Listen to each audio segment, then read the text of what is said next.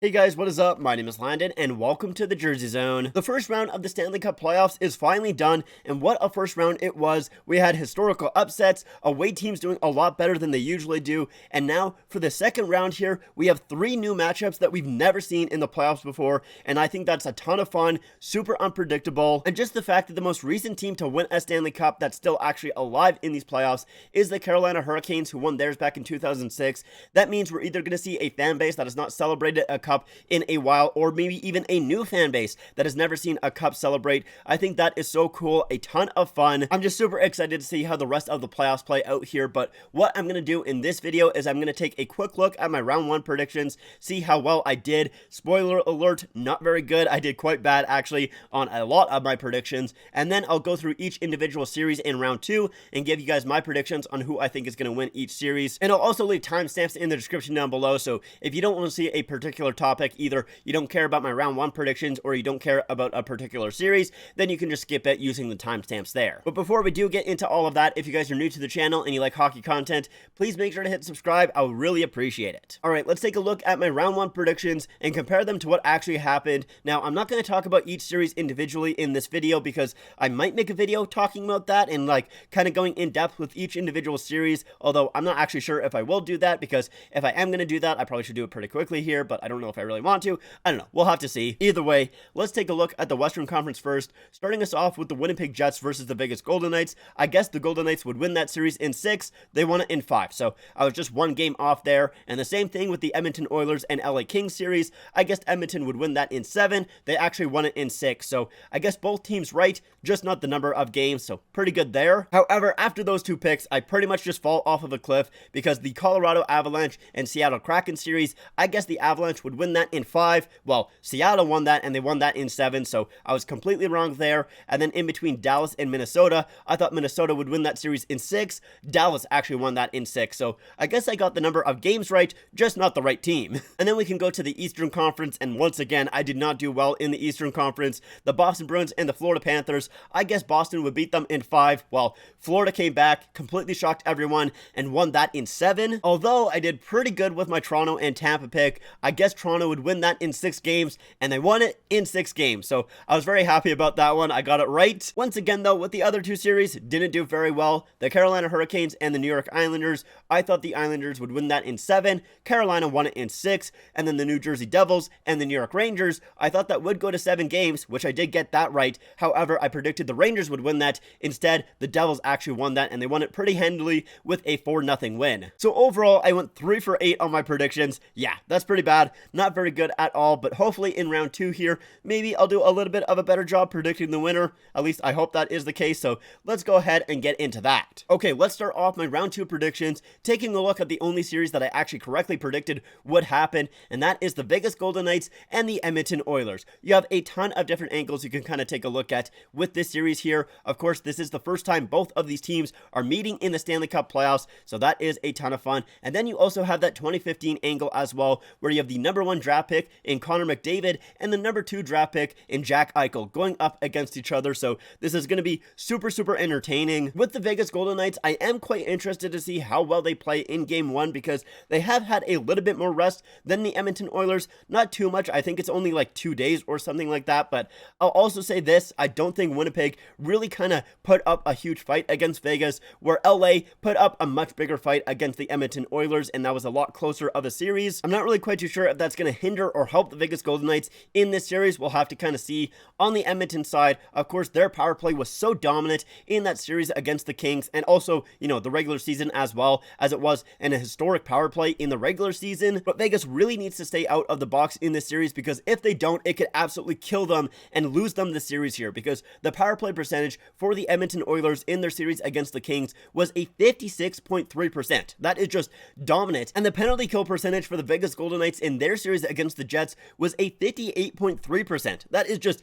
insanely bad. Like, that is so terrible. So that is a huge factor in this series here, is how many power plays Edmonton is going to get, and if they can convert on them. Vegas either needs to figure out why their penalty kill was so awful against a Jets team, which is just leagues below that Edmonton Oilers power play, or they need to find a way to stay out of the box. Either way, that is a huge factor in this series, that is for sure. Overall though, who do I think is going to win this series? I have Edmonton winning it in 6 games. I think it will be a fairly close series, but Edmonton's star power is just too good right now, and I think that is why they're going to take it. Now let's move on to the Dallas Stars versus the Seattle Kraken. This is another matchup that we've never seen before in the playoffs. This one makes a little bit more sense though, because Seattle is in their second year, and this is their first time making the postseason, so it makes a lot of sense on why we haven't seen this series before. It's always nice to see new matchups in the playoffs though, and this one is interesting to me, really just solely because of the Seattle Kraken. I think they're just such an interesting and such a fun team because how deep they are. This is a team just built on depth. They don't really have a star player, and in the first series there, they had 15 unique goal scorers. That is just so crazy, such an interesting fact about them, and honestly, I was a little shocked to see how well Grubauer did against his former team, but of course, I love that story. I think that is very cool. However, on the goaltending side, if you take a look at the other net there in Dallas, you have Jake Ottinger, who is just such a good goalie. He had a .929 in his series against the Wild, which is pretty good, but some people might even say that's not even his full form,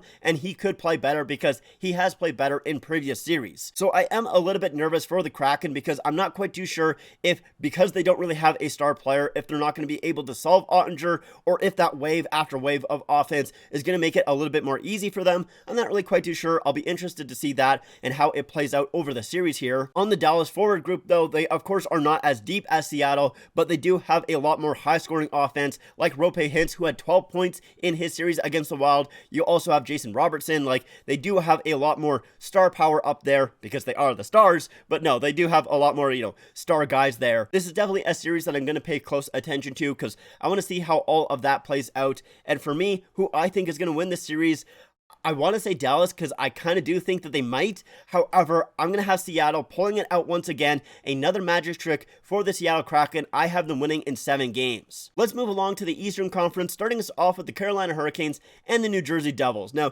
this is going to be a very quick series, at least I think, and I don't mean in terms of like it's going to be over quickly. I just more mean like both teams are pretty fast, especially with the Devils, who I didn't get to watch too much of their series with the Rangers, unfortunately. I would have liked to watch more, but it was usually on around the same time as the Leafs Lightning series, and since I'm a Leaf fan, I obviously paid more attention to that Leafs game, but I did get to watch almost all of Game 7, and New Jersey just uses their speed so efficiently, especially creating odd man rushes. They had way more than the Rangers in that game there, and they just did such a good job defending their own zone as well. It was basically a nightmare for the Rangers to enter into the offensive zone, and even when they were in there, Schmid was in net, who was just phenomenal, of course. It feels like he really turned that series around for the Devils, and that is my main concern for the Carolina Hurricanes, is I'm not sure if they're going to be able to find a way to really solve Schmid, or at least solve him consistently. I'm just not really quite too confident in that offense for the Carolina Hurricanes. Obviously, Teravainen is also injured. I didn't really quite see if he was going to play round 2, but obviously that slash to the hand in, I think it was Game 5, was it? Either way, it put him out for the rest of the series, and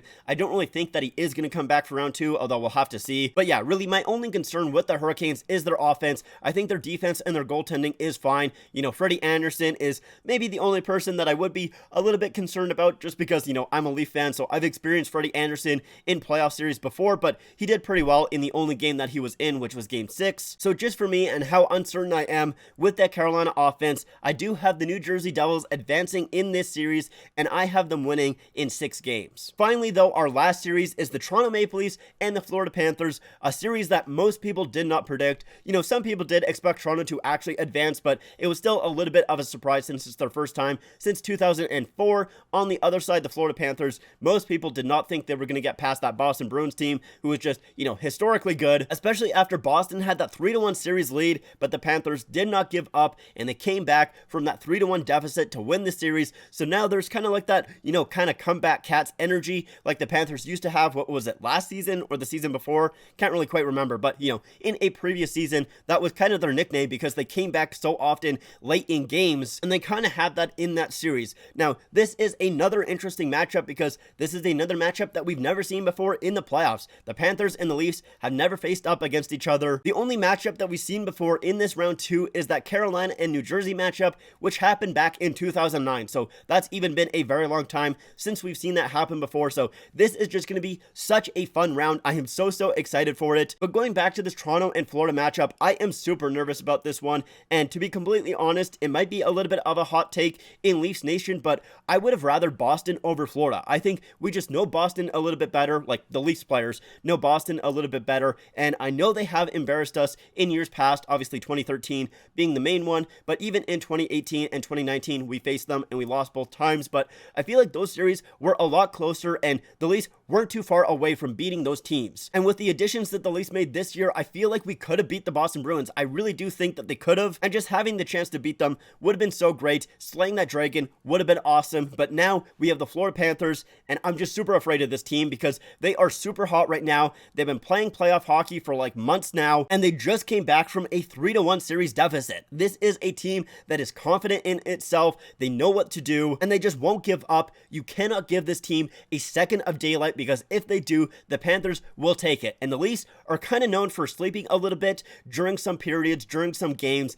and it makes me very nervous. Like overall, I do feel like the Leafs probably match up a little bit better with the Panthers than they do with the Bruins because, you know, both the Panthers and the Leafs, they like to carry the puck. And one thing that like didn't really happen in that Leafs series against the Lightning is they weren't really able to have that puck possession, or at least as much as they would like to. A lot of the times they were seen dumping the puck into the Lightning zone, which is usually something they don't do. They love to kind of circle back and carry the puck in themselves, which they didn't do very often against the Lightning. So I'll be interested to see if they can actually do that with the Panthers here. This is just a Panthers team that I'm a little bit concerned about, especially when you have a guy like Matthew Tkachuk and even Brandon Montour. Both had monstrous seasons and a dominant series. Like both were very good in their series against the Boston Bruins. So I've already seen some people say we'll see who the Leafs face in the Eastern Conference Final, and that is looking way too far ahead for me. You do not want to underestimate this Panthers team because that is exactly what the Boston Bruins did, and look where they are now. They're golfing. Now that being said, I don't think that this Leaf team is going to underestimate the Florida Panthers because, you know, they haven't been here before. The Leafs have not been to the second round in 19 years, so I think that they are going to be ready for this Panthers team. They are going to be focused. They know how much it takes to even get past a first round, so I think that they will be ready for the Florida Panthers, and that's why I do have the Leafs winning this series, and I have them winning, I want to say 7, but I'm very nervous about the Leafs in a game 7. So I'll say the Leafs in 6 because if it does reach that 7th game, I still don't know if I fully trust the Leafs to actually close it out in a game 7, so I'll say Leafs in 6. And those are all of my round 2 predictions. Let me know your guys' in the comments down below. Unfortunately, I didn't get to include any of the community polls on this video because, to be honest, I actually forgot about them until I started recording, so I'll have them up on the channel right now as this video is live. So if you want to go ahead and vote on those, you can just go to my channel and then click on the community tab, and I'll have all of the polls there where you can vote on who you think is going to win the series. But if you guys did like this video, make sure to leave a like and make sure to subscribe to the channel. Also, make sure to follow me on my Instagram, my Twitter, and my TikTok. Links are all in the description down below. But like I said, that's it for me. Thank you so much for watching, and I'll see you guys next time.